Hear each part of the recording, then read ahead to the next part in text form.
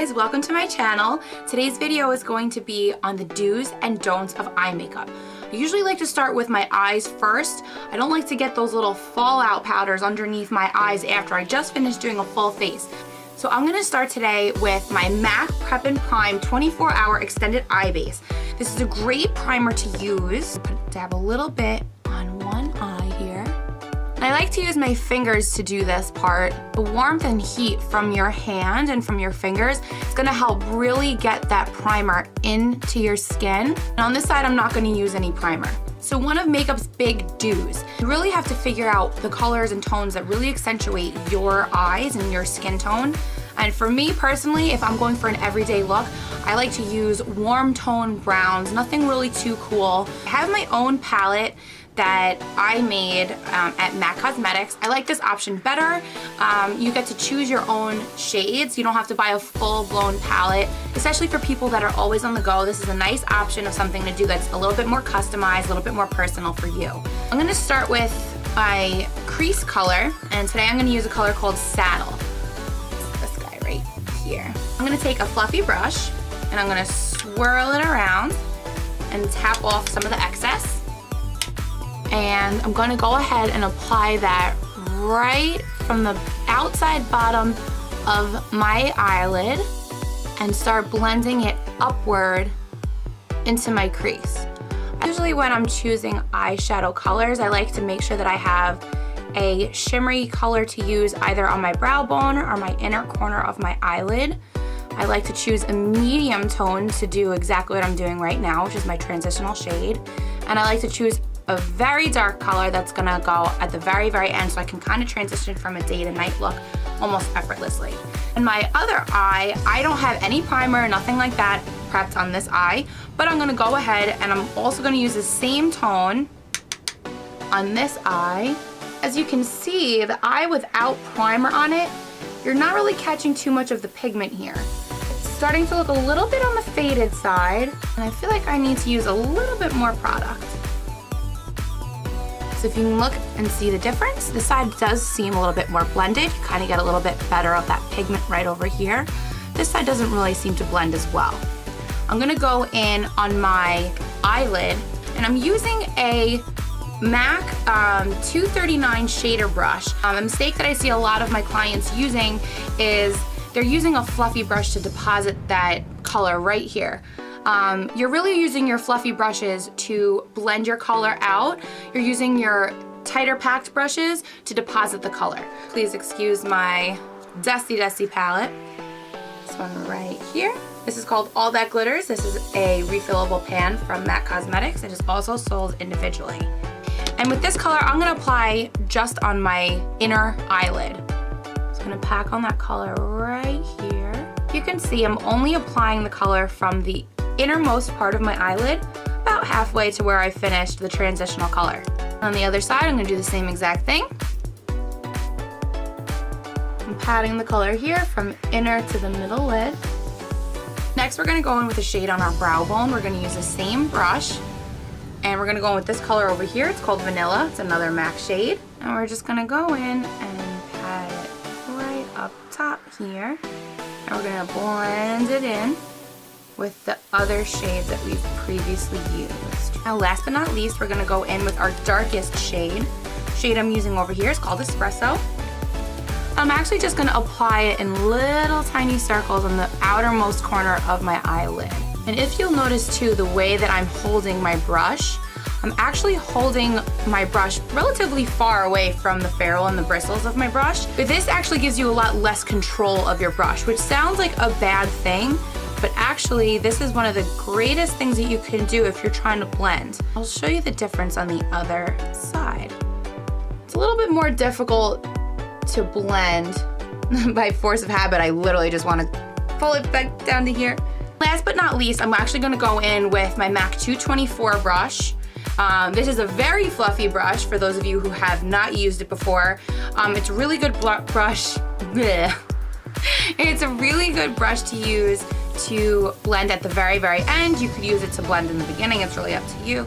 I like to use this brush to blend at the very end of my makeup. There's nothing on my brush. I'm actually gonna go right in, and everything that I just did, I'm gonna give it one final sweep across just to blend it all a little bit more.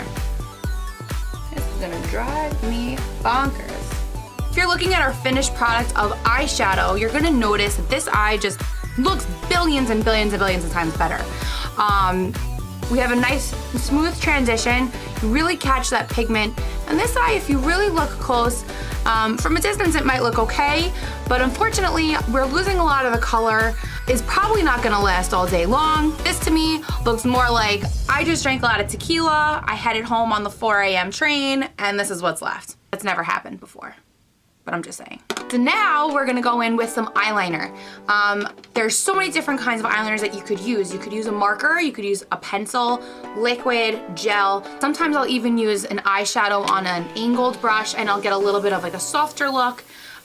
For today, I'll use one on one eye, one on the other. In my right eye, I'm actually gonna go ahead and use Black Track Gel Liner by MAC. Comes in these little pots. Now I'm just looking for a damn brush to use. When I use this eyeliner, I actually like to scoop a little bit of the eyeliner out and dab it on my hands just like this. This is the E06 wing liner brush. Has a little bit of an angled tip over here. Notice how thin it is. I'm gonna go ahead and start my eyeliner at the corner. Oop, I have an eyelash. Ah! Make a wish. All right, and we're back. Not really sure why, but somebody told me once if you keep your eyes open, you'll get a straighter line. And for whatever reason, I also apparently like to hold my face when I do this. Lord. On this side of my eye, I'm actually going to use a marker eyeliner by Physicians Formula, which I happen to swear by. It has an eye booster serum in it. A little difficult to see because it is silver, but this is the Eye Booster Marker Eyeliner by Physicians Formula. So knowing the shape of your eye is really, really important when you're doing your eyeliner. I actually have two different eyes, you can probably tell. I mean, I did a little bit of eyeliner on this one already, but maybe you can tell. So what I like to do when I do my makeup, I overcompensate on one side, and I do actually a little bit thinner and less of a line on this side. But in terms of do's and don'ts, we're gonna do it wrong on this side. A lot of people with hooded eyes don't really know how to do eyeliner so that their eyeliner is accentuated. If you have hooded eyes, using top eyeliner isn't exactly necessary either. You're gonna wanna use even maybe like a powder, something to brighten and bring your eye forward instead of using a dark liner, which is gonna give the illusion that your eye is more recessed back. And another mistake that I see a lot is going a little too high with your eyeliner. This is gonna give you a very like doe-eyed look, very dolly. Let's talk wings. I'm actually gonna start to extend this line out just a tad. I'm gonna start drawing a line that connects. You get a nice little point, but nothing too crazy, nothing too big. Another big mistake that a lot of people make when they make their wings, they like to do one of these. Your wing should not touch your eyebrow, people. That's a long wing. So now let's talk about brows. Rule number 1, don't let anyone with bad brows tell you anything about how to live your life.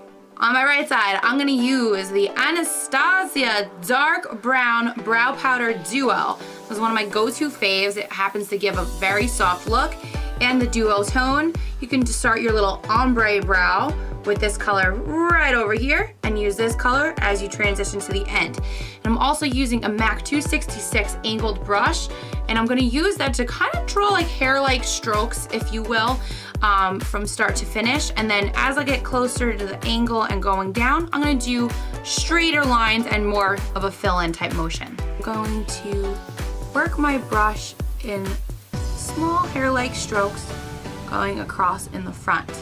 And now I'm just gonna use the dark brown. From here, I'm kind of just filling in those naked spots. So I have a nice shape going, a little bit lighter over here in the center, going down to the end. One of makeup's biggest mistakes, your eyebrows. Some of y'all is just doing these thick blocks. I'm not saying it's a don't, but I'm saying it's a bit much. My other eye, I'm actually gonna use another pot by MAC. This is the Pro Longwear Fluid line in low lights. I am going to go in. Girl, this is much. Oh, Oh boy. This is fun, I love it. Okay, hold on. Let's talk mascara. I'm a big fan of the shake and shimmy. Not a big fan of those spider lashes, which I'll show you in just a second. On one eye with my In Extreme Dimension mascara by MAC. Does she like MAC products? No way. A lot of people are a little bit misunderstood about how to use your mascara wand. Do not, when you pump your mascara, you're actually letting more oxygen into your tube. Doing that is gonna make it dry up a lot quicker, meaning you're gonna go through your mascara a lot quicker. Swirl that thing around. And a good old shake and shimmy will never let you down. Now, I don't know about you guys, but I have some really fussy lashes that like to grow in whatever direction they please. That being said, this good old shake and shimmy technique, and slowly dragging them outward, it's gonna help bring your lashes in the direction that you want them to go. And I like a little bit of mascara on the bottom as well. So if you make this space, you're actually gonna get a lot better access to those, to those bottom lashes. On this eye over here, I'm gonna use Old Faithful. This is L'Oreal Voluminous Original Mascara. And one thing not to do that I see a lot of people doing, they got in these clumpy lashes and being totally okay and living their life like they did not just do that. Underneath those lashes and on that lid, I'm starting to get a couple little dots up there. Nobody likes dots. And for the sake of being obsessed with eyeliner, this is Merle Norman Soft Touch Eye Pencil in Blackout. And I'm gonna do the same. And now, last but not least, for my eyeshadow, we're gonna go back in with that dark shade Espresso. This is the M432 brush by Morphe. Has a flat tip, and it's very condensed if you can see. And I actually like to do a little bit of a drop shadow under my eye. I happen to think that it pulls the whole entire look all together. Start with that dark shade. Start to blend it towards the center, but not apply the dark color towards the center. Next, I'm gonna go back in with my transitional shade, which was Saddle, and start to smoke that inward. And then last but not least, I'm gonna go back in with that All That Glitters shade. And then I'm gonna go back in and give it all one good blend. Do not use your brightest and lightest color from your tear duct to your end. You're gonna look very sleepy. You're gonna get something kind of like this. I don't know if you can really see it too well. The other thing not to do when you're doing a drop shadow that a lot of people misunderstand, we're applying that color a little too far down. Try to keep your drop shadow very close to your line and blending downward. You don't want to apply too much underneath. You don't want it to go too far either. It's gonna start to give you that dark, circly look. You're gonna get a little bit of this thing going on. We're not gonna go into false lash application today, but if that's something you guys would like to see, let me know. Drop a comment down below. Oh my God, that rhymed. So this is our finished eye makeup look. We have a little bit more of like a little natural thing going with a little bit of accentuation with our wing. This side is just, it is what it is. It's just a hot mess. Hope you guys enjoyed what you saw today on the do's and don'ts of eye makeup. Please make sure to like and subscribe to my channel and tune in next week to see the do's and don'ts of face makeup. Thanks for watching.